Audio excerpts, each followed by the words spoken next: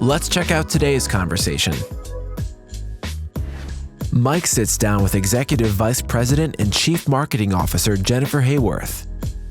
Jennifer takes us along her entire career journey, from finding that her dream job out of college was instead a cutthroat career. I think it was kind of a contest of who can we break the fastest. To learning that her mindset needed to evolve. That was a skill that I developed really early on to say, I hear you, and let's figure out what that looks like and how we can get past that. To harnessing all of her career skills to move mountains. You know, Steve could have said, no, too much. 2 weeks later, Corey Jones and I walked into Steve's office and we said, how about the Dallas Cowboys? All of this coming up next on the Level Up Lifestyle. Hey everyone, welcome to the Level Up Lifestyle Podcast. I'm your host, Mike Sheets, coming to you live from the Globe Life Studios in McKinney, Texas. So excited, season 2 is underway and we're getting started this season. The theme is mindset. So kind of the first season, talking about the stories and the things that made people who they are and what they've had to overcome to become the person that they are and the leader that they are. And now mindset, kind of same thing, but what was the mindset in different parts of your journey and how did you overcome things? And so to help us get that kicked off season 2, we have a very special guest. We have Globe Life's very own Executive Vice President and Chief Marketing Officer, Jennifer Haworth. Hello, thanks for having me. Well, thanks for being here. How are you? I'm good. How about you? I'm doing great. I'm excited that we've got the season rolling now. Yeah, I love the theme and I think it's going to be great. Yeah, absolutely. So Jennifer, Chief Marketing Officer. Yep. You've worked your way up through pretty much every position in the marketing department as you came in at Globe Life. You got a great story. There's a couple things that we want to talk about, your journey along the way, your mindset, just from you personally. I think we're going to get into kind of the mindset and some of the marketing ideas and branding strategy of Globe Life as a whole, and how does that impact the listeners as our agents as they're trying to figure out, hey, how do I fit into this branding strategy as well? So, you ready to jump into it? Absolutely. All right, let's go. So, tell us your story. How did you get started in the marketing world? So I went to school for advertising. I think my first love was writing. Yeah. So I really wanted to write and create and design. And I had somebody say, well, if you want to make a living out of it, kind of steer into the side of advertising. So that's what I did. Graduated from college and there was this one national ad agency that was sort of in that region, the mecca of where people wanted to go. And where was this? Where'd you go to college? At the time, I was in the Southwest region. This was in Oklahoma. Okay. So, sent resumes everywhere and they called, got an interview, and got a job. I mean, right after graduating. So I really thought, in this moment, like, look at me. It's like dream job out of college. It's the dream job. You've made it in year 1. Yes, year 1. Like, it's just as easy as that. Yeah. So you're coming out and now here working for this big, large advertising firm. And what was that experience like? Not anything like, the optimistic, wide-eyed young 20-year-old would think. Of course, is more than willing to start at the bottom. That's where you start. I was a proofreader in a corner, about 12 to 13 hours a day, reading advertising copy and documents. And it was, 12 to 13-hour days. If you left before 8 or 9 p.m., you were called and yelled at. And if you weren't there on Saturdays, at least for 6 hours, you were yelled out. Got yelled at a lot. It was really a beatdown. I think it was kind of a contest of how can we or who can we break the fastest, And it was tough. And I remember thinking, if I can make it here, like if I can last a couple of years and then go somewhere else, I mean, this foundationally could be a really good stepping stone. So that's kind of, how I stuck it out. Yeah. But so your desire probably all along, I don't put words in your mouth, but like you want to be on the creative side, you wanted to be in the the design, all that, and now you're in a room for 13 hours just reading and finding typos and getting yelled at. Yes, exactly. And again, of course, willing to pay dues and whatnot, but it just, it was, it's not what you thought, and it wasn't, the direction, and it didn't really feel like any of the things that I thought I was going to be doing. So it's kind of like just maybe disappointing that, oh, this is not.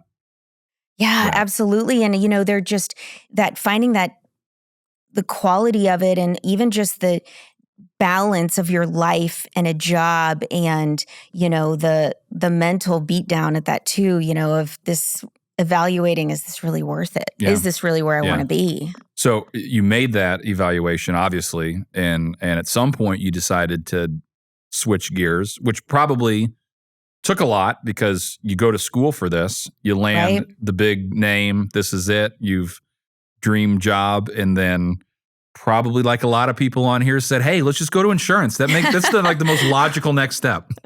Yes. And what's interesting? It wasn't exactly like that, but there was somebody at this agency, and they said, there's this company here, and apparently it's corporate run, big company, and apparently they have this little internal advertising agency. And somebody here went over there once, and it's this company, it's Globe Life. I don't know if you've ever heard of it. Yeah. Nope. Never heard of it. So I thought, well, why That's not? Interesting. Check it out. So, did the whole resume, updated it. Now I feel like I've, got a little bit of credibility under my you belt. got some experience in an agency. Yeah. And went in, completely blind, just on word of mouth that somebody said, there's this company that does advertising a little bit differently. So you went there looking for a job. You came to Globe looking. Yes. You hadn't been recruited or. No. Yeah, it was just, let me try the next thing. I sent in a resume and a cover letter, and I got a call. Okay. Hey, come talk to us. Okay. And so then what was that experience like? And obviously you're shifting completely in a way, right? Yeah. I had never heard of Globe Life. I didn't know anything about insurance. I knew nothing about corporate America. Right. But what I learned, was that this is a company that is the advertising agency and the client. And that had a lot of appeal to me. It was really intriguing to go, wait a minute. So I can create something, write, a marketing piece, design a piece, but then I get to be the one that also approves it at the same time, client and the agency. And I thought, well, why not? A little more control. Yeah. Yeah. And maybe it's a new way to look at things. So, I went and interviewed and kind of learned a little bit. They called me before I even got home. Really? And and said, hey, you want the job? And I thought, why not? I'm going to go do this job, and I'm going to do it better than anybody's ever done it. Yeah.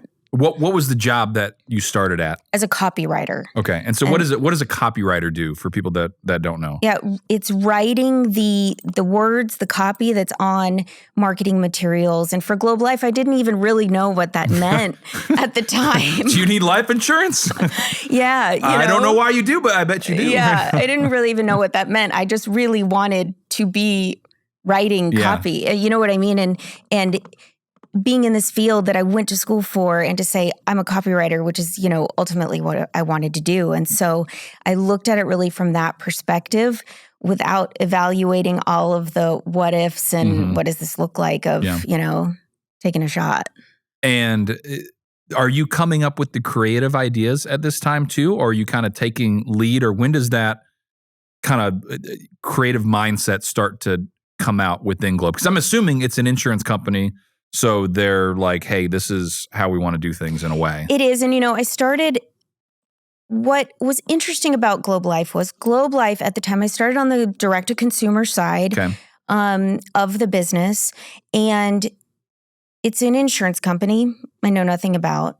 Like I said, nothing about corporate America. But it was an insurance company that was using direct-to-consumer advertising to sell financial protection to families. And that felt different to me, because it wasn't about sales of this product that I needed to learn about. It was about reaching families in a time of need and having an impact on their lives when something unexpected happened. I mean, there's emotion in that. And so suddenly for me, it wasn't just, this is an old school insurance company and I'm learning about rates and actuarial type of things that, instead it was, okay, wait, there's a way to really speak to consumers. And, at that time, that was right on the cusp of Y2K, when that was a really big deal. Yeah. The whole world was going to shut down. Yes, the whole world was going to shut down. But the way that people consumed information was really changing. Yeah. Right? And so even though Globe Life had done things the same way for a really long period of time, I sort of looked at it like, well, then maybe we can change things here too. So I was creating materials, but those materials at the time were like one color, a logo. Everything was exactly the same and said the same and signed the same way, and everything really looked the same because, again, that was the way that they had always done it. Right. And so my mindset at that time was, well, I know this is the way we've always done it, but what if we could do it better? And what if we could change it a little bit? What if we could take, the logic of life insurance and the emotion of the people that we're protecting and combine those into something better and add some colors? What if we did illustrations? And it's funny because that seemed crazy at the time. It doesn't now. Yeah. But at the time I was like, you want to do what? You're gonna put what on that envelope and send it to the consumer? You're gonna speak to that person how? So yeah, that's kind of how it started, and it was just a handful of people at that time. And and the company was different too. And I think for people to kind of understand, maybe you see Globe Life and who it is now with the Rangers and the Cowboys and all, and we'll get to that here in a little bit. But at that time, it's Torchmark Corporation is the parent company, right? And so when you think of Globe Life now, you're really thinking of Torchmark in a way. And so there's Globe Life Direct to Consumer, which is sending letters or inserts and mailers to consumers. And this is the company you start with. And then you got United American, which is here in McKinney, which is the building that we're in now, which is kind of turning the Globe Life headquarters. You got American Income's in Waco, Liberty National's in Birmingham. You got all these distribution companies that are completely splintered doing their own thing. Like nobody's talking to each other. There's no consistent strategy or anything like that. So, you're stepping into that. And you've already kind of said this a little bit, but the mindset of you coming in and we're an insurance company. We've always done this way. I don't know if being like a young female in this world played into that at all. If anybody said, hey, kind of, do your, we appreciate you being here, but we're going to do it this way. Like, what was the mindset to overcome some of those challenges? I think it was just that, it was an opportunity to create something new that I had been given that opportunity. And, it was an insurance company, like I said, done things the same way for a really long period of time. And my mindset was, if I'm the youngest person in the room, and if I'm the only woman at this particular table at this time, if I'm the only one that says, hey, I've got this new innovative idea to completely change this, well, then that made me the only one, right? Yeah. So I looked at that as an opportunity to say, well, hey, I am the only one doing this and I'm going to prove it. And that took a real investment in time and relationship building, which has just been so key throughout my whole career. Because you can't just say, hey, you don't know me, but trust me, right? Because I don't know you. Exactly. Yeah. And so it was this very slow crawl where I was consistently pitching the advertising pitch to, myself as well as them to say, hey, look, I've got this idea and I know it's out of the box, but let's try it. Let's see what happens. And if it doesn't work, then we'll go back to here. But let's just a little bit at a time. And it would work. And they'd go, okay, so then we'll do something else. And then little by little, and when I say little by little, years and years, and until suddenly it was, okay, you got an idea? go for it. Let's see what happens. Because you have a track record now. Track record. Yeah. That's right. And that's, tangible results that say, hey, we did this and this is what happens. And that's what really started to evolve the whole concept of marketing and, that synergy of communication with consumers as well as our agents and things like that. Sure. How, in the beginning, as you're building this track record for yourself, I'm sure the answer wasn't always yes when you said, hey, I have an idea. So how important was it for you to not get frustrated with the word no? If they were to tell you no and not internalize it, but do something. It was incredibly important. But an interesting thing about me is I don't take no lightly. Mm-hmm. Yeah. I look at it as opportunity. So, there's the no that is, no, you're not allowed to do that. Right. And there's the no that is, hey, that's scary and I'm unsure. And that's the no that can be changed. And that was a skill that I developed really early on to say, I hear you and let's figure out what that looks like and how we can get past that. That is so much of that sharing of opinions, showing the results, saying, okay, but here's an idea that maybe caters to your concerns, but also still gets this done. And we'd get there. And then that no becomes a yes. I mean, listening is so much more valuable than talking the majority of the time. Well, and when you're listening, they say no, but if you listen, you can hear the path to yes. Absolutely. Yeah. They're telling you say this, and then I'll say yes almost in a way. Yeah. I'm sort of the, tell me I can't do something, and that's all I need you to say to me because I can do it. Yeah. So, yeah. Well, good. So you start building this track record, you start moving up in your career, and, at some point, you're getting more and more responsibility, right? What does the marketing department kind of look like in that, I guess, that mid 2000s as you're kind of coming in to, eventually we start branching out into sports marketing, things like that. But what were some of the things that are happening as we're moving into that path? Well, there was so much evolution in the direct-to-consumer space in terms of what we were doing, and it was so much bigger than it ever was. And, what we went from this very small department to a much bigger, more comprehensive spread of talent and resources. Globe Life, Torchmark at the time, has always been so efficient at keeping things in-house and figuring out how to be cost-effective and efficient in everything that we do. And, what we were finding was that the skills that we had developed, the traction that we were making it in all of these pockets everywhere. So it was over here for Liberty National. It was over here for United American. And, it was American Income. And then there was Globe Life Direct to Consumer. And we had all of this talent and all of this potential, but we were fragmenting it quite a bit in terms of our investment in each of those areas. The dots aren't connecting at all. Yeah, they're not connecting. And, it is what that ultimately does on the other end is it creates a difficult story of who we are. Because I know Globe Life over here, but this person doesn't because they have never heard of that. Right. They've heard of this. And so, as the landscape really starts to change just in the industry itself, that really does become problematic. Yeah.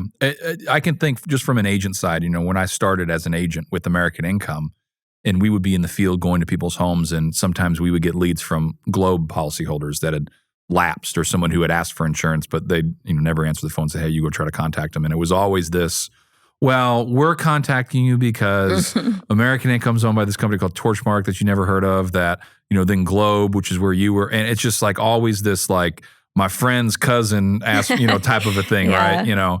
So it was very fragmented from an agent perspective, right? I'm sure from the public, they don't know that these companies are connected. So when did that idea of let's put everything under one umbrella, when did that start to kind of creep into your mind?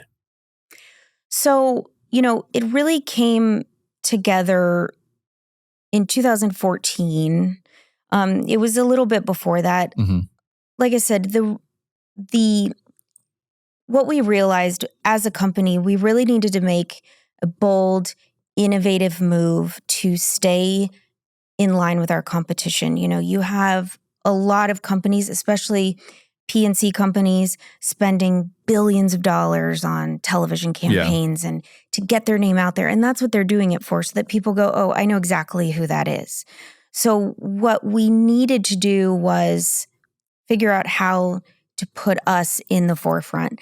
And, sports marketing is, a lot of people think it's about the teams and who you love. And what it's really about, it's high exposure opportunity to let people know who you are. Yeah. And lots of people watch sports. They do. Yeah. And even if you don't watch sports, you see it on social media, the highlights. You see it on the news at night. That's the last segment of the news for those who are still watching the news at that time.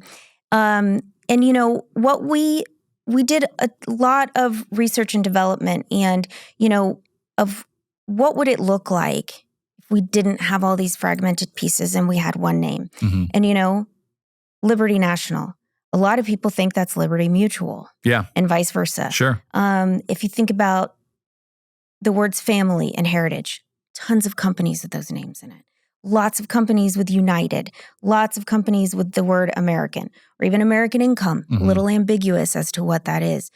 So, Globe Life had gained quite a bit of traction over the years with direct-to-consumer advertising, was in millions and millions of homes. Right. So we thought that would be the name to build that brand awareness with.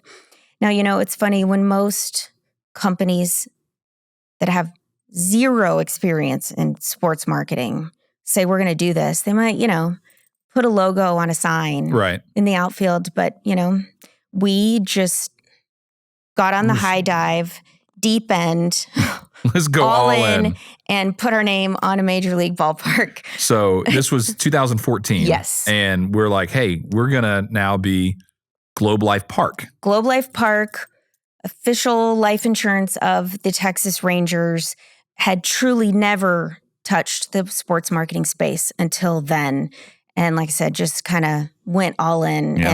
Yeah. And Probably a lot of people like the what park? It'd just be interesting if you were to see how many people knew who Globe Life was when we went to Globe Life Park versus people now. It's like, oh, it's Globe Life Field. You got Peyton Manning on talking about it now. And we had some of the metrics on that. And what was interesting is that a lot of people didn't. Yeah. And I remember, anytime you change something, a lot of people were, mad and what is this? And like I said, a lot went into that decision of how to name it. And, in that first season, we learned a lot. We learned that sports partnerships, naming rights deals are not the same as direct-to-consumer advertising. And they don't work the same. And what we learned a couple seasons in is that building the brand identity of the name on that facility was absolutely critical to tell the story of who Globe Life really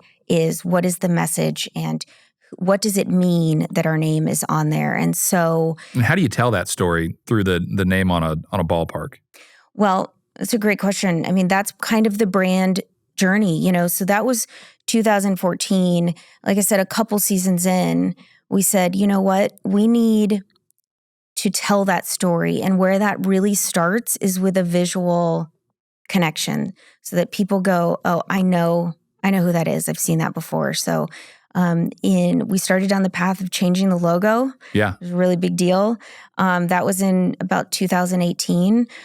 We saw the awareness of Globe Life in this time frame really, really skyrocket. We went from, hardly any awareness to number 2 in name brand awareness under State Farm, which we loved being number 2 behind State Farm, of people going, oh yeah, I've heard of Globe Life.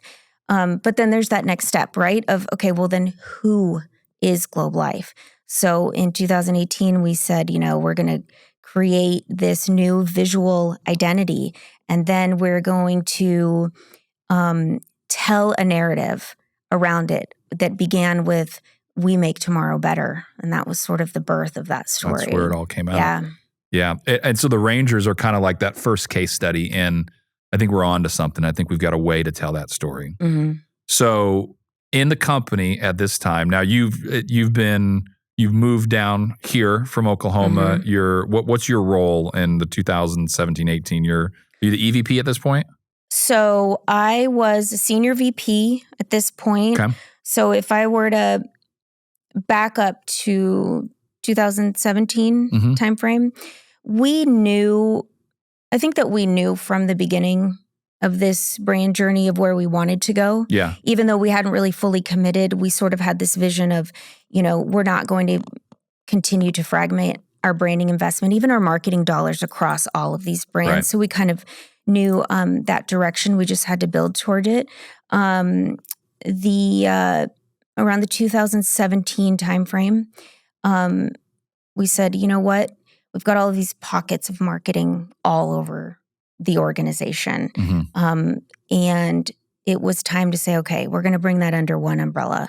So the co-CEOs at that time, that was Larry and Gary in 2017, they came to me and said, hey, we want you to consolidate marketing under one umbrella.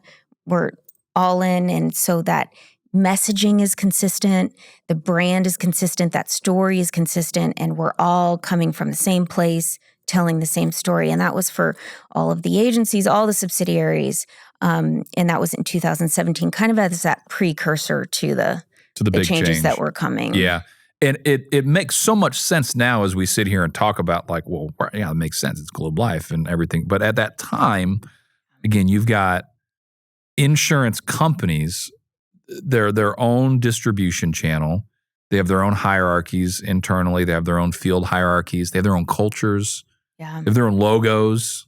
Liberty National's been in business since 1900. They got the torch and torch mark, and American Income is their full brand that who they are, and the other companies. So I'm sure you came in resistance, and even we can talk about like how you want to centralize everything. Liberty National was sponsoring NASCAR during this time, and we had a card that said Liberty National Life Insurance Company on it, and it was a great internal piece. You'd use it for contests. You'd have agents wanting to experience it, but it wasn't giving like the brand recognition. I don't think anybody was ever like, oh yeah, I saw your NASCAR, so now I need some insurance. It was really an agent incentive piece to give agents something to want to go to experience, because it's a great experience. But as you're starting to think like, okay, I think this is where we're going to go, what type of obstacles are you running into maybe from the leadership? You got 3 CEOs running 3 distribution companies wanting to do things their own way. What's your mindset to overcome that? How do you even broach the subject? I'm sure the first time you said it went great. So what was that kind of journey like? Like, hey, we're going to all be Globe Life now. So, from a first impression perspective, those conversations went like total blank stare, this very long pause followed by, I'm sorry, you want to do what? I mean, and there was no faltering. There wasn't a person that said, hey, I love this. What do you need? Sure. So, and that was okay, because what that did was, so this is about the 2017, like I said, I was taking on this, we're going to consolidate marketing, which was all another piece of it too. A lot of, in addition just to the brand, people had their own ways of doing things. Yeah. They had their own, methodologies and whatnot. And so what I had to do was take a pause and say, okay, I have to start like I'm starting at the bottom, even though I was, had been here since 1997. Yeah. To build a foundation of trust and relationship building with those 3, subsidiaries for the most part, Liberty, American Income, Family Heritage, to say, look, I do have a proven track record, so I want to show you how I can help you and how we can do this, together. Yeah. And so that when we had the bigger conversation around the 2019 mark, At least that trust was there. Yeah. And that relationship was there. But having those conversations, it was, it's funny. I used to say that I was going to get a shirt that just said "change is hard," really big on the front, and just wear it every day around the building and go, yeah, I know, change is hard. Because listen, I know that what I was pitching and that we were saying, hey, I know this is a really big deal and this changes everything and change is hard. But my mindset was, if I could just get them to walk on this path with us, that the growth of the brand would speak for itself. It would overcome that fear. Yes. And even if I had to handhold a little, maybe even push uphill on occasion, I knew that they would get there. And even though, change is so hard at first, the only constant in our lives is change. Yeah. And if you're afraid to change, then you never grow. And so what I wanted them to know was, look, if you'll just, trust me on this change is going to change everything. And it took time. Yeah. But, we got there. Yeah.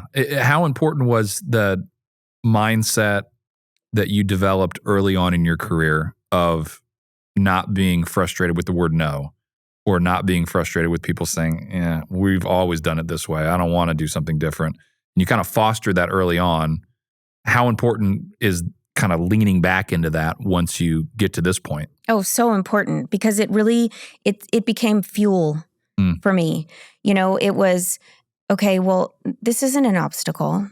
This is just a moment, and I know how to navigate this, and I believe in what I'm speaking to, which I think is what's so critical. I'm not, saying, I really hope this works. I hope it works too, yeah. Good luck. Yeah. I'm about as nervous as you are, but, here goes nothing. Yeah, and, and again, it wasn't something that, this was, there was a lot of behind the scenes and a lot of calculated effort and moves and research and, like that track record coming back into play. So it really did play an important role. It does to this day. Yeah. That I don't hear, no as no. I hear it more as, oh, wait a minute.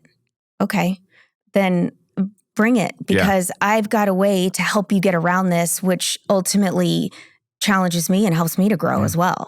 Change is hard, but we're going to get better from it. Yeah, change is hard. I hear you. But like I said, it really is, it's the only constant. And that's how you grow. And imagine if we're just standing still who we were back in 1997 versus who we are today. And there's so many examples of this, of companies that resist that change. Yeah. Society changes. The way people consume things changes. I mean, you can go, the Blockbuster examples and, how Netflix and then streaming services is, it making sure that you're not on the, maybe the very front end bleeding edge, but you're following that change. Yeah. So at this point, from an organizational standpoint, you've now taken all these different marketing departments from all the subsidiary companies and said, okay, now it's all coming through here. This is Globe Life marketing department.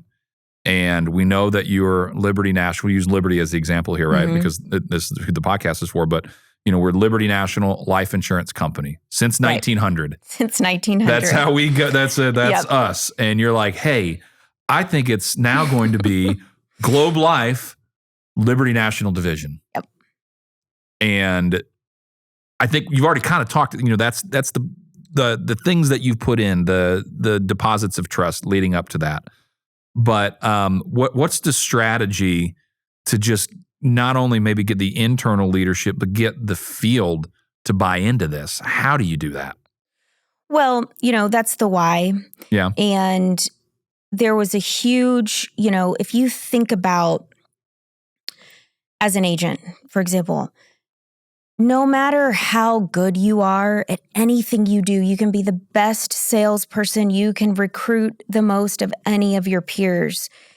But if people don't know you, like you, trust you, it's going to be really hard to be successful. So that was sort of the why of, we're going to take out the roadblock of, oh, hey, so I work for Liberty National, who's owned by Torchmark Corporation, who you haven't heard of, but so. But maybe you've watched the Rangers and they play in Globe Life Park. Yeah, and Globe Life Park, but you're not Globe Life, and So, so that's kind of how our perspective on how we were going to get that buy-in and that adoption sort of started. But yeah, I mean, it was intimidating in terms of, especially Liberty National, like you said, since 1900. Yeah. How do you just say, I mean, that's change is hard, right? That's monumental change. You get people that have been in this company 20, 30 years, second, third, fourth generation. That this is we're Liberty National through and through. Yeah. It was an intimidating conversation at the start. Yeah. And through all the strategies we've talked about, this is what we're going to do. Yeah. Right. Lots of meetings, lots of discussions.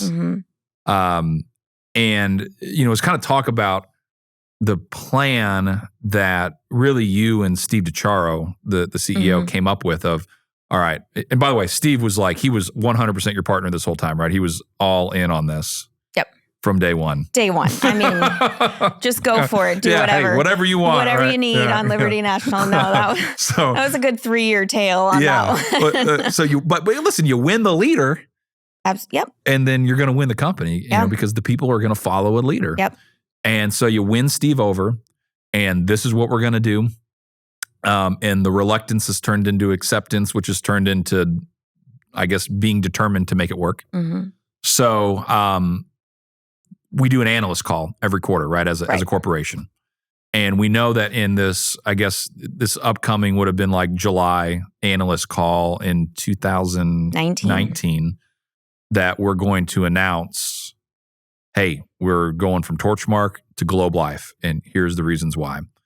And so the strategy because Liberty is going to be the first canary down the coal shaft here, right? We're gonna go in and be Globe Life Liberty National Division. And there's kind of that same fear, like that 3-year process to get the CEO to buy into it. Everybody in the field that the agency owners are going to go through all those same emotions, but they're going to have a shorter time to get through it, right? So we decide, let's fly everybody in to the DFW Hilton, put them in a room. They have no idea why they're here. Something's coming, right? It's not a normal deal.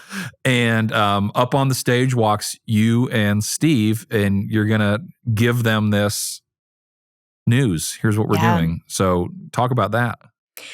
Well, what was great about that was that, back to that relationship building and the trust and how important that was, Steve could have said, hey, you tell them. Yeah. Like, this is on you, and this is your idea. Yeah, this is your idea. So, go for it. Or he could have said, no, I'm going to do this. This is on me. And he said, no, instead, let's talk to them. Let's explain this. So we got up there and made the announcement, went through the whole narrative, the why, the how, the why you should care. And, you'd think with something like that you're going to hear, there's some people that are smiling and there's some murmurs, or people are talking to one another, or, there's a couple people that are a little shell-shocked, just a mix, right? But the room was it was eerily quiet. Still. It was so still. No one was even moving. And it was almost like you could see people really wanting to look at the person next to them to go, are they freaking out? Am I supposed to be freaking out, or am I supposed to like this? Like, how do I react to this? It was like everyone had just held their breath for a moment of, I'm not sure how I'm supposed to feel about this. And rightfully so, like you said. I mean, it's been since 1900, and generational wealth has been built with this brand. Yeah. And I'm supposed to trust this because why? And right then, Keith Mitchell stood up. Agency owner. And Keith Mitchell, he's been on the podcast, but Keith has been with the company for 30 plus years. Yep. family business. All his kids work for him, and he's a partner with his son now. Yeah. So he's invested in Liberty National. 3 generations. Yeah. Right. So he stands up, and it's still just so quiet. He stands up. He has on a Liberty National shirt, like the OG shirt with the torch on it. I'm sure you're thinking, oh no. I know. And it was so then I'm holding my breath. Yeah. And he said that he had never had a meal that wasn't provided by Liberty National. Wow. Because he was 3 generations in for working for the company. And he said how much he loved Liberty and how important it was to him. And then he said, but I get it. And he said, I hear you and I understand what this could do for me and how this is going to put me into the next phase of success. And I get it. And I'm in. Tell me what to do. So how did you feel when you heard that? Oh my gosh. I mean, it was the whole room. Everything shifted. Yeah. The whole room exhaled. There were some smiles. It was like everyone just went, okay, I get it. And I'm telling you, I had a moment of, oh my gosh, we should have thought of doing that. And we didn't. That organically happened. And it wasn't planned. It wasn't planned. Nobody slipped him some money and said, hey, stand up and do this. It would have been a good idea. Yeah. But it was that realization of that this kind of change, although somewhat scary and unknown, was the change that was going to take us to that next level.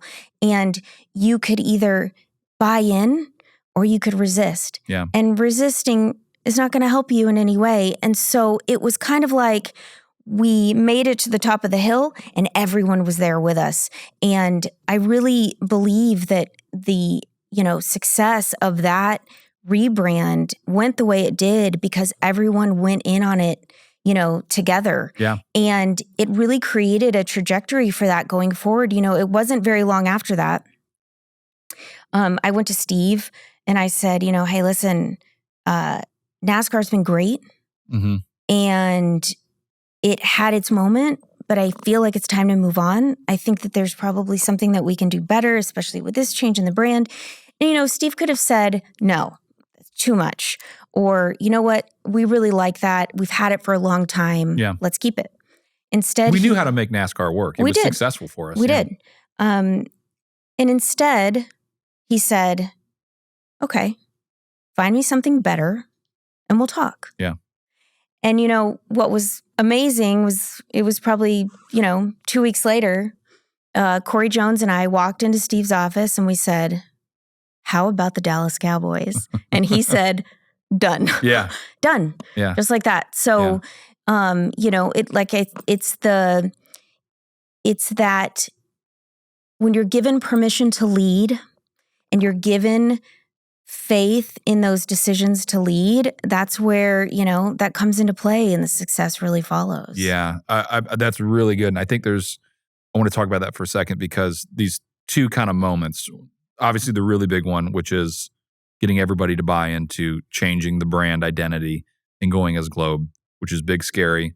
And then the decision to let go of something that's worked really well for us and move on to something else.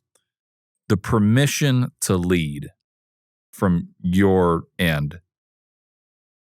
I mean, I really think you would attribute that, and tell me if you agree or how much of it you feel is from just the day-to-day doing the work well, keeping everybody's best interests at heart, gaining results and building that influence that, like what you said, when someone says no, find, okay, how can I help you see maybe yes? And just kind of just those little small things that you did in your whole career leading up to this moment so that people trust you.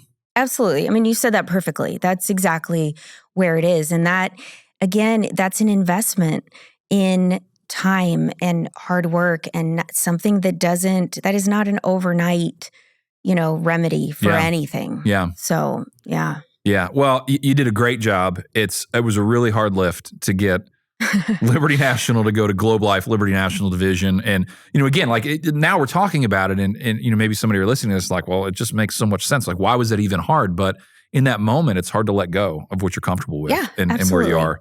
And now you can say instead of being fractured, we're together as one. So we've got Globe Life and the subsidiary companies still retain their identities. Yep. You know, we still are Liberty National and our culture and what the company means to people and what the opportunity to protect people and make tomorrow better, whether it's in a customer's home or, you know, with a new agent getting started and what this business can do for them.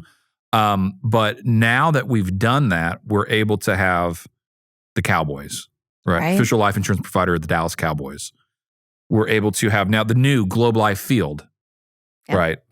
Where, you know, the Rangers not many years ago was like, are we going to get over a 500 in the ballpark? I know. And then now it's, are we going to make the playoffs? And then we had a World Series at Globe Life Field. Yeah, the ballpark opened to no fans, 2020. Yeah. Which was kind of devastating. Yeah. But then we were given, in our laps, the entire, not only the world, it ended up being 6 games, but the championship series and 6 games of the World Series at Globe Life Field. Yeah. And that exposure was invaluable at that time. And we couldn't have done it without that work prior, right? To have that brand. Absolutely. And, you know, that's not something that we'll ever get again. So it's really a once in a lifetime opportunity. I hope we never find that we're playing a World Series in an empty stadium. But yeah, so that just catapulted Globe Life in a way that we did not expect to happen.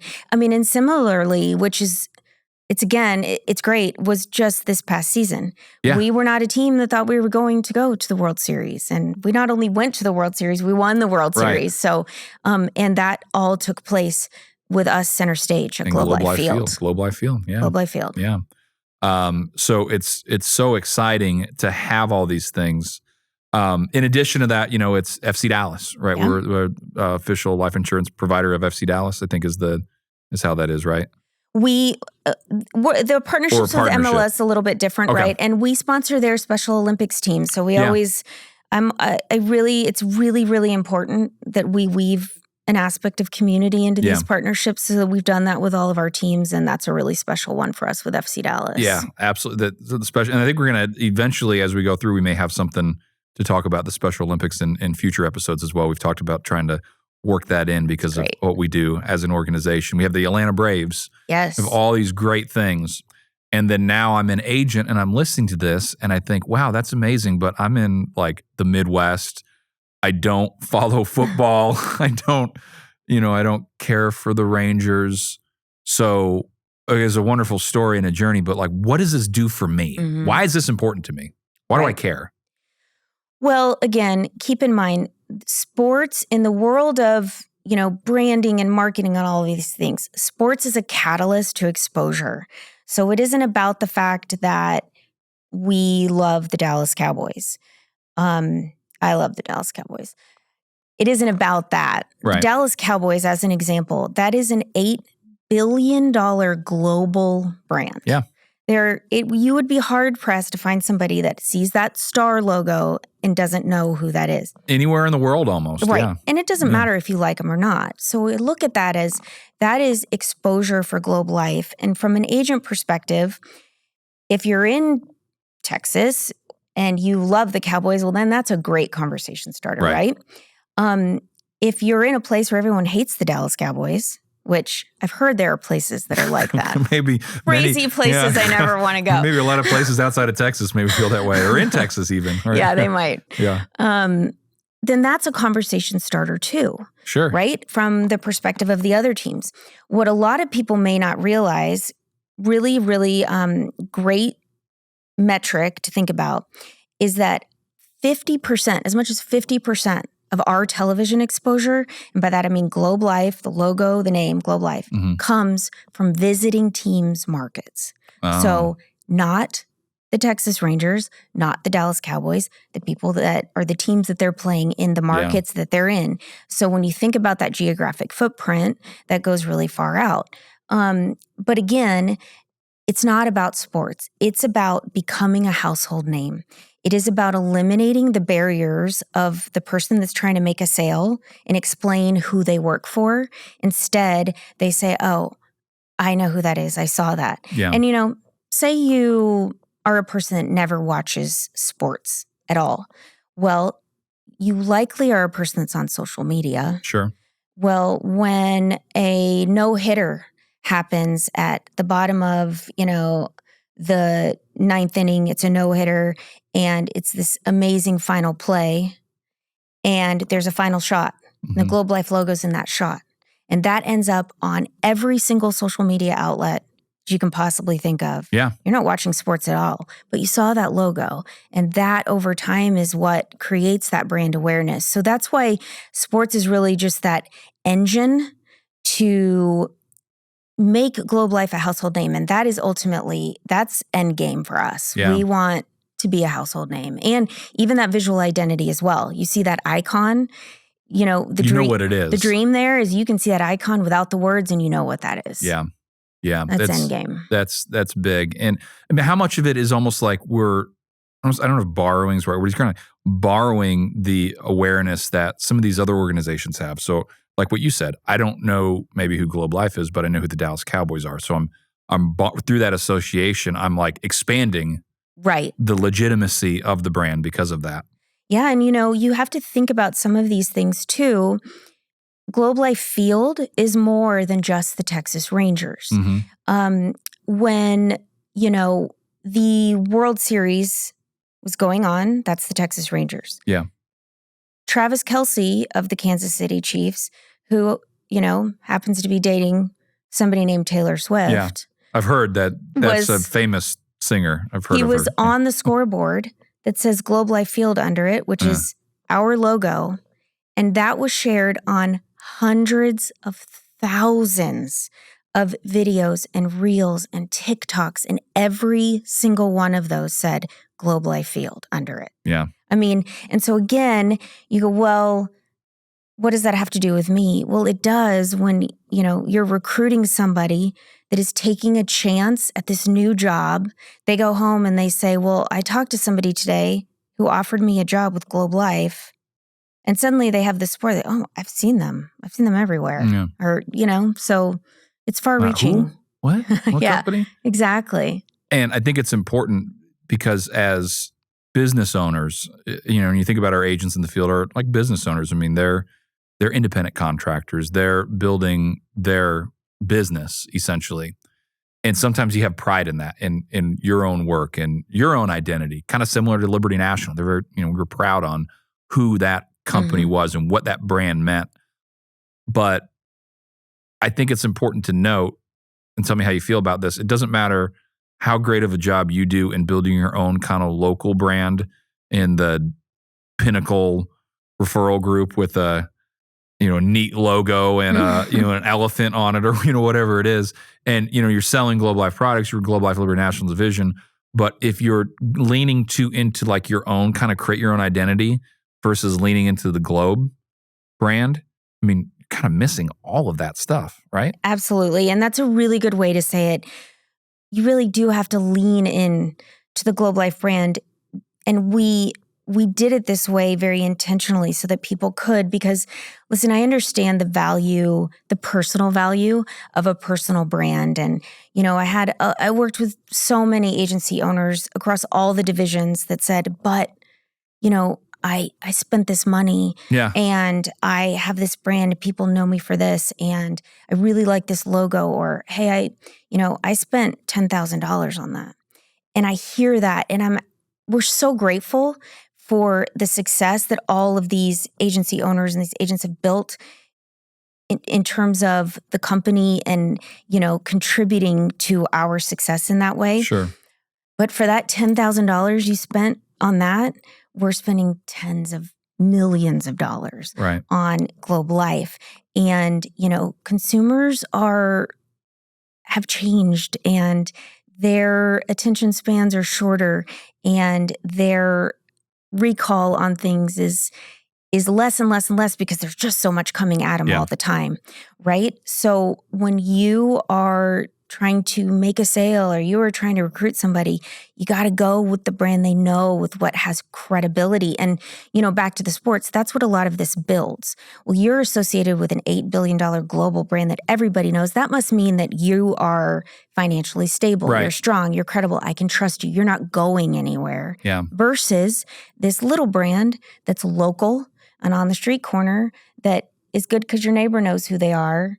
But this is a financial product I think I'd rather go with. Yeah, and you can't leverage that on your own. You can't get to this level of impact on a go on your own type of approach. It's almost like how the companies were in 2014, right? Where it's Torchmark and then 4 or 5 companies split off completely, not talking to each other, or when you even got started, right? You have to be careful because you could do that to yourself. You could isolate away from what this can do for you as an organization, as an agent, if you're not aware of these things. Absolutely. And, it's one of those where the more awareness, the more brand recognition that Globe Life has, everyone's kind of feeding into each other, and all of that is helping everybody. So Globe Life here versus Globe Life there, that just continues to compound, and all it does is give back. And, the beauty of it is with our independent business owners that have created cultures, there's still a way to maintain that. Of course. In the office, you still have your name and your, family that you've created out of this business and the things that you do. But your go-to-market strategy is leaning into the Globe Life brand that has this incredible investment behind it and using that to propel your business and your recruiting and your selling. And you can still maintain that, that personal culture among your people. Yeah, absolutely. And just look at the success we've had since we've done this. Yeah. Right. And how well known the brand has, how big the brand's gotten.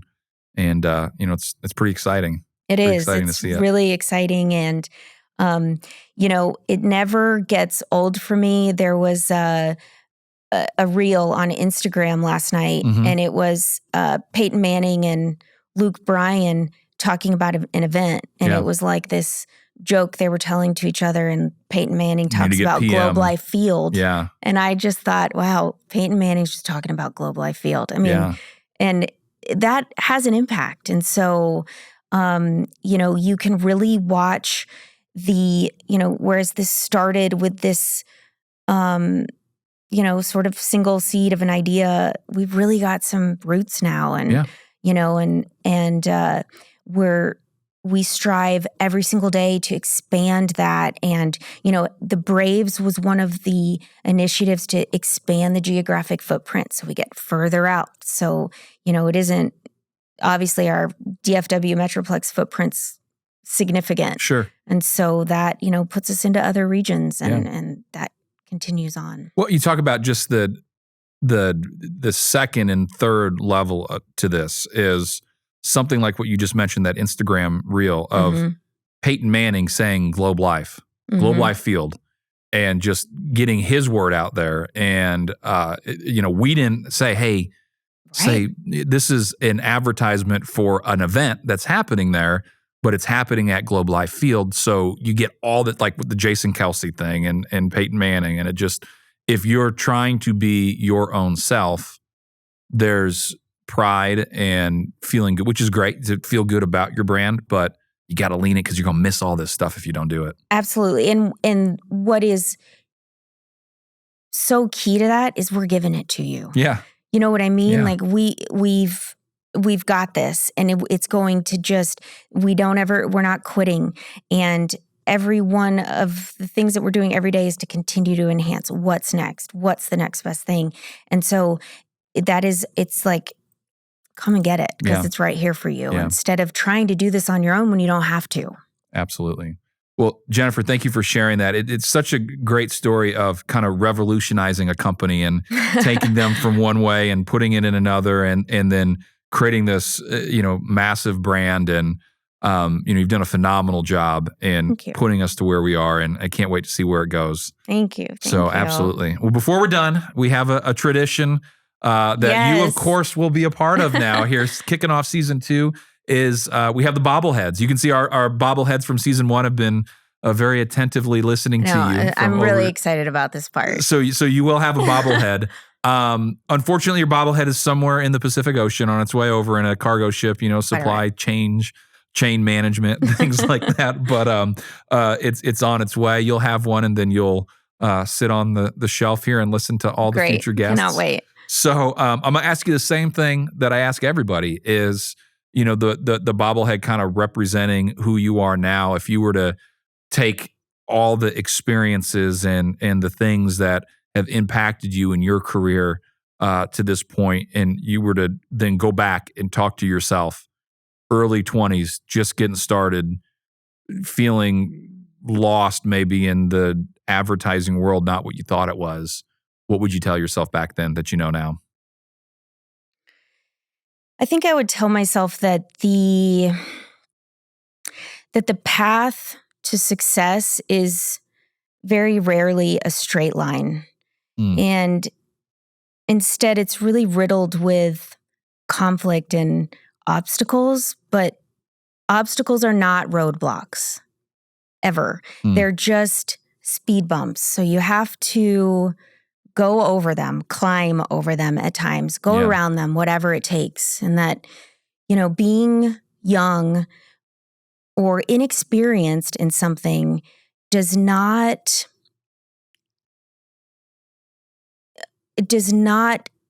take away from your value if you have raw talent. But don't expect anything to come to you. You have to work hard, and it may take a really long time. But there's probably no more valuable investment than the time and the relationships. So that would be, invest in relationships at all times. Well, thank you so much for being here. Thank you for having me. Of course. Thanks for joining us today. We hope this episode has inspired you on your path to success. Make sure to subscribe so you don't miss the next story. See you soon on the Level Up Lifestyle Podcast.